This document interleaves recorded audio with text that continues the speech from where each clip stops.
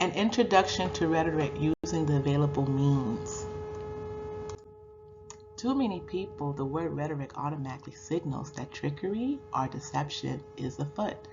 They assume that an advertiser is trying to manipulate a consumer, a politician wants to observe a point, or spin doctor is spending.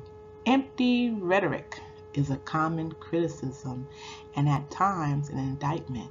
Yet the Greek philosopher Aristotle defined rhetoric as the faulty observing in any given case the available means of persuasion. At its best, rhetoric is a thoughtful, reflective activity leading to effective communication, including the rational exchange of opposing viewpoints.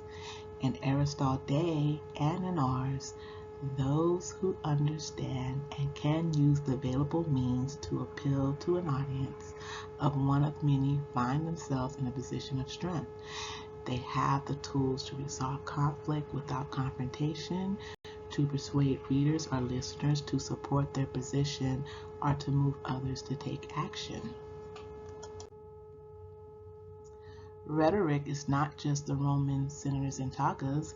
You might use rhetoric to convince a friend that John Contrary is worth listening to.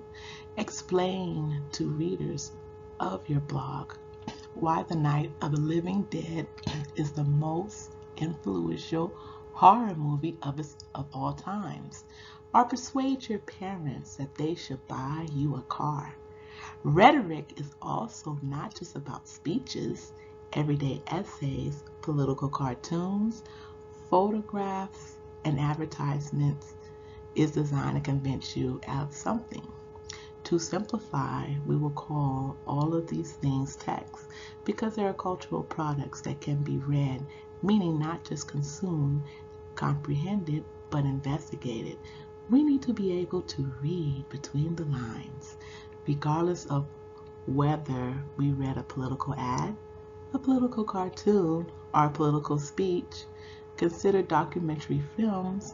Every decision, such as what lighting to use for an interview, what music to play, what to show, what to leave out, constitute a rhetorical device based on the filmmaker think what will be most persuasive. It is part of our job as informed citizens and consumers to understand how rhetoric works so that we can be wary of manipulation or deceit while appreciating effective and civil communication, and it's essential that each of us communicate as effectively and honestly as possible.